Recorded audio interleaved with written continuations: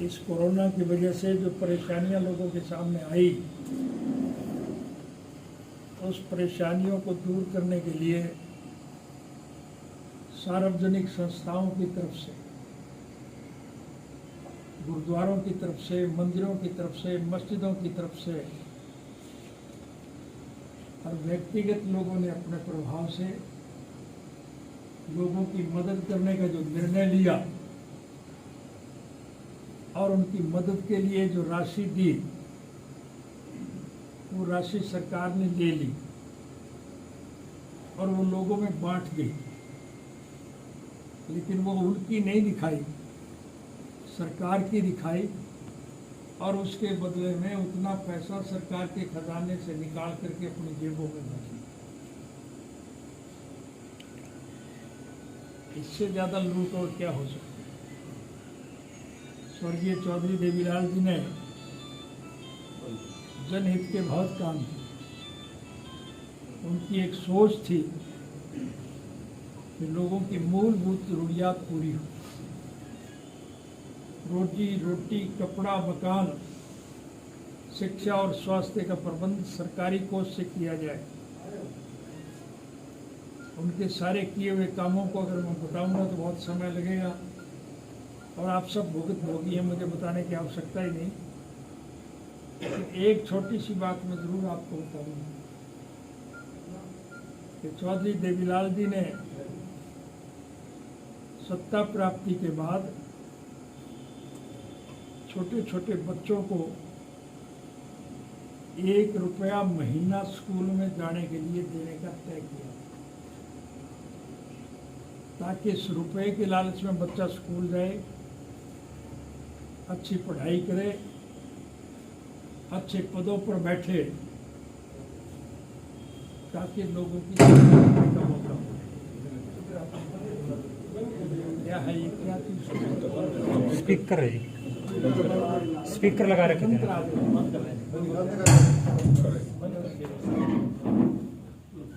मैं तो इसके बिना ही काम चला लूंगा।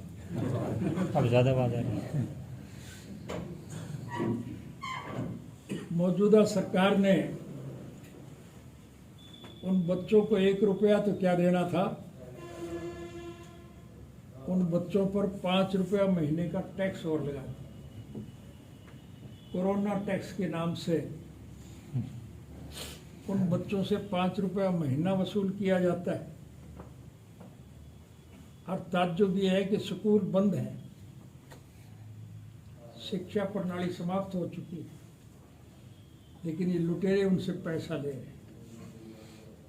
इनका तो एक सूत्री कार्यक्रम है कि इस किस्म का कानून बनाया जाए जिससे पैसे इस देश के जो मुट्ठी भर बड़े औद्योगिक घराने हैं, ये अंबानी अडानी टाइप के जो लोग हैं, उनके पास जाए, ताकि उनसे ये सीधा ले सके।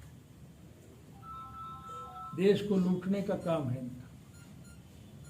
इसलिए आज इस देश का हर नागरिक दुखी है और दुखी लोगों ने इकट्ठे होकर के जात पात का जहर फैला करके सत्ता का सुख भोगने वाले लोगों को एक सबक सिखाने का निर्णय लिया है। लोगों ने ये प्रमाणित कर दिया कि जाति जन्म से नहीं, जाति कर्म से आती जाती है। और आप बधाई के पात्र हैं। मैं आपको बधाई देने आया हूँ कि आप लोगों ने इस आंदोलन के माध्यम से 36 जात के लोगों को साथ लेकर के जो लड़ाई लड़ने का निर्णय लिया, उससे आप ये मान के चलें कि अब आपको सन 24 तक इंतजार करने की जरूरत नहीं पड़ेगी। किसी समय भी इस सरकार का पतन होगा, देश में मध्यावधि चुनाव होंगे और चुनाव जब होंगे तो फिर इन बदली हुई परिस्थितियों के मुताबिक सत्ता में आने वाले लोग जनहित के कामों में रुचि लेकर के लोगों को ज्यादा से ज्यादा सुविधा प्रदान। स्वर्गीय चौधरी देवीलाल जी ने सारी उम्र कमेरे वर्ग के लोगों के लिए संघर्ष किया था। व्यवहारिक ज्ञान के आधार पर सत्ता प्राप्ति के बाद उन्होंने लोगों को सारी सुविधाएं प्रदान की। हमारी पार्टी उनका लगाया हुआ पौधा है। आप बधाई के पात्र हैं कि उस पौधे को आपने अपने खून से सींचने का काम किया। लेकिन दुर्भाग्य देश का ये रहा कि जो पौधा आपकी मेहनत से फल देने लगा, तो लुटेरे वर्ग के लोग उस पौधे के फल को लूट करके खा रहे। इसलिए देश परेशान है। आज परेशान लोगों को सुविधा प्रदान करने के लिए आपको नए सिरे से एक अवसर मिला है। आपने संगठन के माध्यम से देश के लोगों को जोड़ने का काम किया। मैं आपसे निवेदन करूंगा कि जो लोग गुमराह हो गए, रास्ता भटक गए, बहका लिए गए या कोई स्वार्थ के वशीभूत आपके संगठन को छोड़ करके कहीं और चले गए, आज वो बहुत दुखी हैं, बहुत परेशान हैं। इसलिए वो फिर आपके साथ जुड़ने का प्रयास कर रहे हैं। मैं आपसे निवेदन करूंगा कि हमारा किसी से कोई द्वेष नहीं है, हमारा किसी से कोई विरोध नहीं। हम तो स्वर्गीय चौधरी देवीलाल जी के स्वप्न साकार करने के पक्ष में। हमारा कोई व्यक्तिगत स्वार्थ नहीं, कोई राजनीतिक स्वार्थ नहीं। हम तो चाहते हैं कि राष्ट्र का भविष्य उज्जवल हो और भारतवर्ष जो कृषि प्रधान देश है, उस कृषि प्रधान देश के कृषक को सारी सुविधाएं प्रदान करें। अगर किसान खुशहाल है तो देश मालामाल, और अगर किसान कंगाल है तो देश का बुरा हाल है। इसलिए आज सभी लोग आपके साथ जुड़ रहे हैं। आपसे निवेदन करूंगा कि इस संगठन को थोड़ा और मजबूती से चलाएं। जो रास्ता भटक गए हों उन्हें पुचकार लें। हमारी किसी से कोई नाराजगी थोड़ा ही, वो भी आज महसूस कर रहे हैं कि उनसे गलती हुई। सुबह का भूला अगर शाम को घर आ जाए तो उसे भूला हुआ नहीं कहना चाहिए। उन सबको मनाओ, उनको ये एहसास कराओ। हमारी पुरानी परंपरा है कि ठोड़ पड़िया पत्थर भारी हो जाता है। अगर वो लोग ना भटकते तो हरियाणा प्रदेश की ये हालत नहीं होनी थी जो आज। इसलिए आज परिस्थितियां आपके अनुकूल हैं। आपके संगठन से आपकी पार्टी को बहुत बल मिला है, और अभी सरकार का पतन करने के लिए जगह जगह पार्टी की तरफ से जलसे किए जा रहे हैं। 3 तारीख को परसों ऐलनाबाद में किसान सम्मेलन के द्वारा एक विशाल जनसभा का आयोजन किया गया है। आप हिम्मत करके सबको साथ लेकर के ज़्यादा से ज़्यादा संख्या में आओ।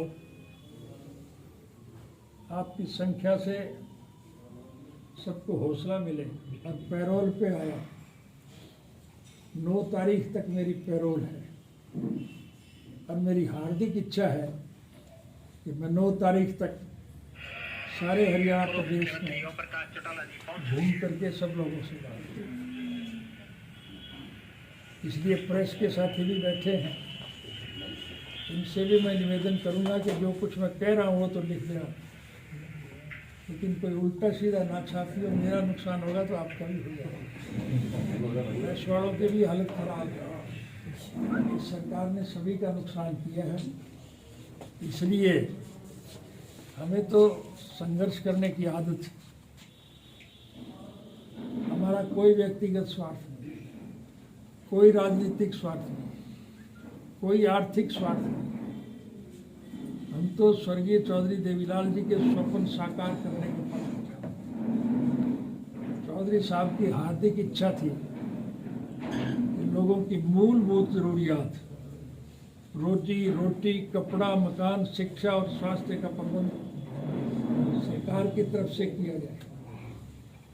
और मौजूदा सरकार आज ये काम कर रही है कि किसान को उसके खेत में मजदूर बढ़ाने का काम करती है। आपको होती है या नहीं होती, मुझे बड़ी तकलीफ होती है जब मैं अखबारों में फोटो देखता हूँ कि किसान अपनी फसल को स्वयं बर्बाद कर रहा है।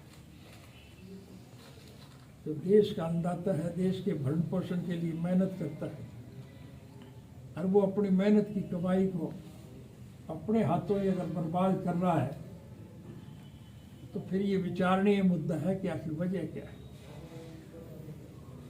सरकार तो अनेक प्रकार के वायदे झूठे कर रही है, लारे दे रही है, इस प्रकार के कानून बना रही है जिससे योजनाबद्ध तरीके से देश के लोगों की मेहनत का पैसा मुट्ठी भर उन बड़े औद्योगिक घरानों, ये अंबानी और अडानी जैसे लोगों के पास जा रहा है और उससे ये सीधा लूट करके खा रहे हैं। इसलिए आज इन दुखी लोगों के दुख दर्द को समाप्त करने के लिए सभी लोगों को इकट्ठा होकर के चलना पड़ेगा। आपसे विनम्र निवेदन करूंगा कि आप हर एक को साथ जोड़ने का काम करें। जो रूठे हैं उनको मना लें, जो रास्ता भटक गए हैं उनको रास्ते पर ले आएं। आज उनको ये एहसास हो चुका है कि ठोड़ पड़े पत्थर भारी होता है, इसलिए वो आपके साथ जुड़ना चाहते हैं। सबको जोड़े, नए सिरे से प्रधान जी बैठे हैं, मेंबरशिप की कापियाँ भर दी आपकी सारी 50% 60% पूरी करके दे दीजिए दफ्तर में। 40 रहेगा, आज आखिरी तारीख कर लेंगे। 28 तारीख तक सारी हो और वो सारी कापियाँ भर के दे करके फिर नए सिरे से और कापियाँ ज़्यादा से ज़्यादा लोगों को मैं बताऊँ। जो आदमी आपकी पार्टी का मेंबर बन जाएगा, आपकी पार्टी की पर्ची कटा लेगा, वो उस पर्ची को संभाल के रखेगा और वो उसके प्रति समर्पण भाव से फिर काम करेगा। उससे आपकी शक्ति बढ़ेगी और आपकी शक्ति का लाभ समूचे भारतवर्ष के लोगों को मिलेगा। इसलिए ज़्यादा से ज़्यादा लोगों को मेंबर बनाओ, जो नाराज है उनको मनाओ, पुचकार दो, कौन किस लायक है उसके मुताबिक हम उसको स्थान दें। हमारी सोच यही है। सरकार बनाने के लिए मैंने पहले भी कहा था, आज फिर दोहरा के जा रहा हूँ, प्रत्याशियों के चयन का काम भी आप अपने क्षेत्र का स्वयं करेंगे, किसी का उसमें कोई दखल नहीं होगा। अच्छे लोग अगर आगे आएंगे तो फिर लोगों का फायदा होगा या नहीं होगा। इसलिए संक्षिप्त में आपसे एक ही बात कहना चाहूँगा, राज बना लो फिर थारे सारे खोखले काट दो। हमारी आगे आपने सरकार बनाई, उस वक्त कोई दिक्कत और कठिनाई आई क्या? उस वक्त लोग सरकार के पास नहीं जाया करते थे, सरकार लोगों के पास जाती थी। और गांव के लोग जो मांग रखते थे वो हमने हाथ की हाथ पूरी की थी या नहीं की? हमारी अब भी यही सोच है कि आपको ज़्यादा से ज़्यादा सुविधा मिले, आप संपन्न हो, समृद्ध हो, खुशहाल हो, देश का भविष्य उज्जवल बने और भारतवर्ष कृषि प्रधान देश के रूप में उभर करके विश्व के सामने एक मिसाल बन करके आए। ये हमारी हार्दिक इच्छा है। उस इच्छा की पूर्ति के लिए मैं तो जैसा आपको बताया, मेरे पास तो सिर्फ 8 दिन और बाकी है। मैं तो कैदी हूँ, पैरोल पे आया हूँ। पैरोल समाप्त होने के बाद मुझे तो दोबारा जेल में जाना है, लेकिन मुझे बहुत खुशी है। हम तो प्रार्थना कर रहे हैं ये क्या प्रार्थना से नहीं चलेंगे तो मेहनत से चलेंगे। इसलिए आपसे निवेदन करने आया हूँ। आपको मैं पहले भी बधाई दे चुका, आज फिर दे रहा हूँ। आप बधाई के पात्र हैं कि आपने मेरी गैर हाजिरी में भी संगठन को बहुत मजबूत बनाया। इसको और ज़्यादा मजबूत बनाएं, क्योंकि संगठन के बलबूते पर हम इन लुटेरों को सबक सिखा सकें और देश में नए सिरे से जात पात के जहर को समाप्त करके 36 जात के लोग जो जुड़े हैं उस सब के लिए आपकी मेहनत कारगर साबित हो सके, यही कहने के लिए आपके बीच में आया था। अभी मुझे अगली मीटिंग में जाने में फिर लेट हो जाऊँ, इसलिए आपसे क्षमा चाहूँगा। फिर मौका मिलेगा, आपकी ज़बान मुबारक हो। अगर मौका मिला तो मैं तो आपके बीच के आदमी हूँ, आपके साथ ही रहूँगा, आपके लिए संघर्ष करूँगा। आप सबका बहुत साइड दो जाने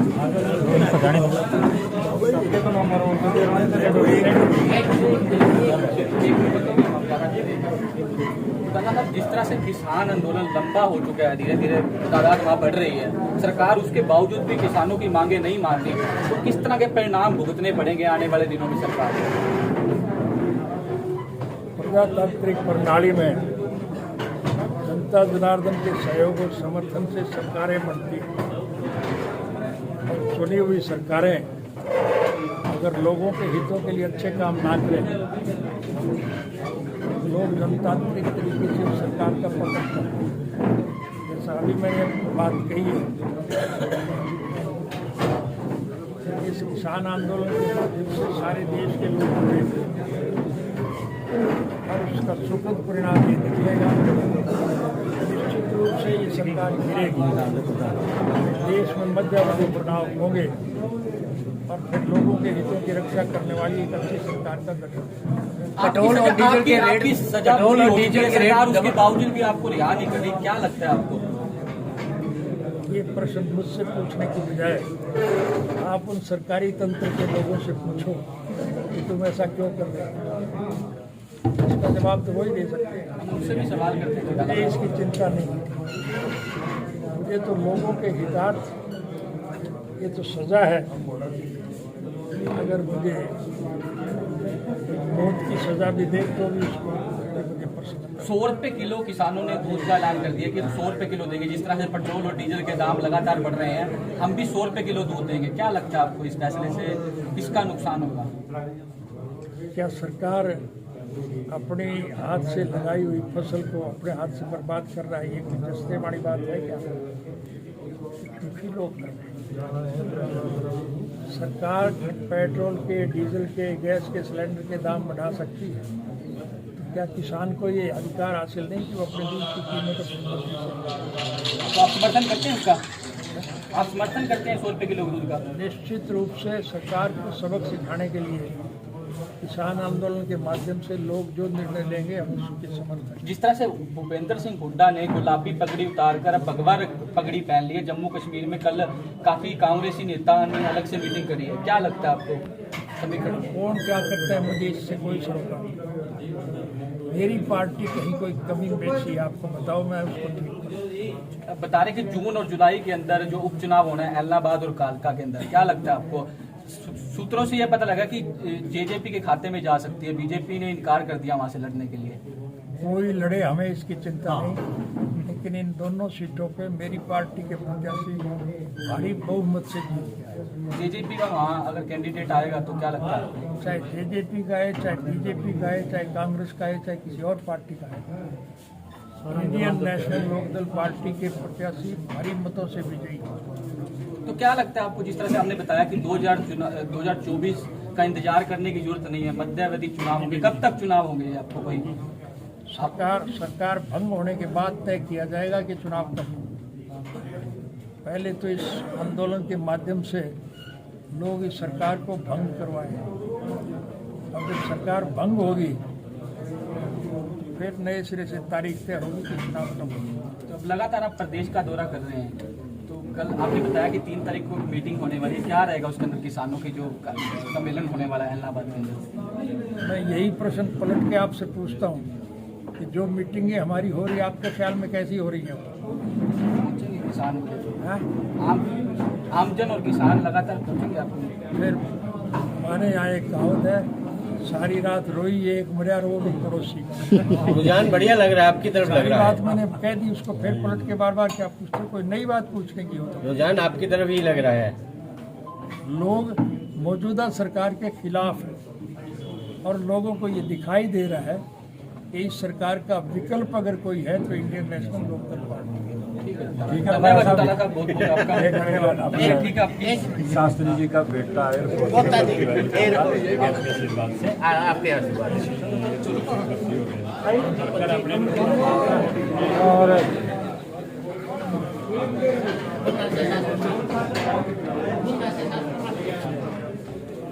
नरेंद्र मोदी ने और तो गलत काम किए, एक ये सेल्फी